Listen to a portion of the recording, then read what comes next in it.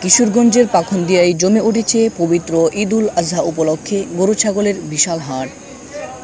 ঈদের বাকি আছে হাতে গোনা আর কয়েকটি দিন। এরই মধ্যে জমে উঠতে শুরু করেছে উপজেলার বিভিন্ন বাজারগুলো। অন্যান্য বছর পার্শ্ববর্তী দেশ ভারত, নেপাল, মিয়ানমার, থাইল্যান্ড থেকে গরু আসলেও এই বছর গরু এসেছে তুলনামূলক কম। ফলে উপজেলাবাসীকে কোরবানির জন্য এবার দেশি গরুর উপর নির্ভর করতে হবে। বাইরের গরু না আসাতে দাম চড়াও দেশীয় গরুর।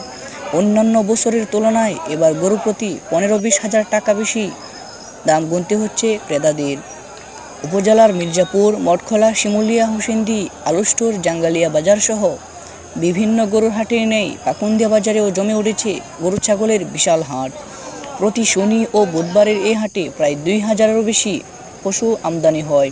তবে কুরবানি ঈদ উপলক্ষে তা দ্বিগুণ হবে এমনটাই দাবি ইজারাদারদের। উল্লেখিত ইজারাকৃত হাটবাজার ব্যতীত অন্য কোনো স্থানে পশুর হাট না বসাতে উপজেলা প্রশাসন থেকে দেওয়া হয়েছে কড়া নির্দেশনা। সকলের ঈদ সুন্দর ও আনন্দে কাটুক এই প্রত্যাশাই সকলের। নুরুল জান্নাত মান্না, পাকুন্দিয়া প্রতিদিন।